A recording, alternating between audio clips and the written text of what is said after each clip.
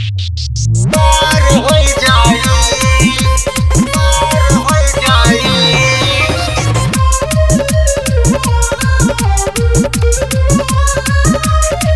चलो भोला के दर पर,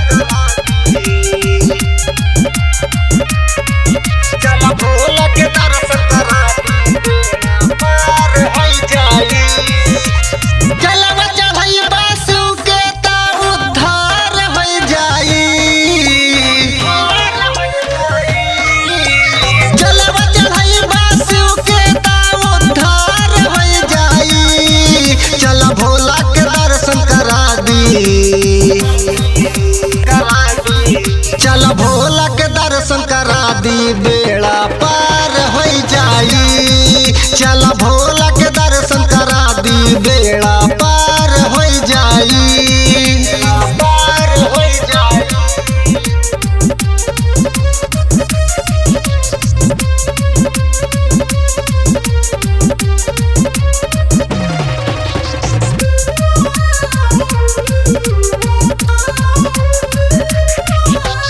अब ही तो दूर बाटे बाबा के नगरिया, हाली चला बम सभे जाता वे कंवरिया। अब ही तो दूर बाटे बाबा के नगरिया, हाली चला बम सभे जाता वे कंवरिया। मिली जसियो के पावर दम भर मार हो जाई, भर मार हो जाई। चला भोला के दर्शन करा दी, करा दी। चल भोला के दर्शन करा दी, बेड़ा पार हो जाई। चल भोला के दर्शन करा दी, बेड़ा पार हो जाई, पार हो जाई।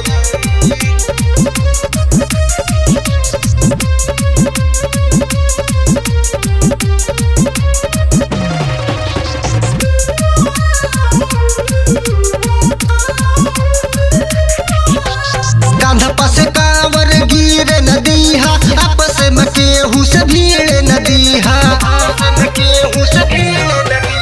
कांधा पस कांवर गिरे नदीहा, आपस में केहू से भीड़ नदीहा। विकास तिवारी गावे भजन, बेड़ा पार हो जाई,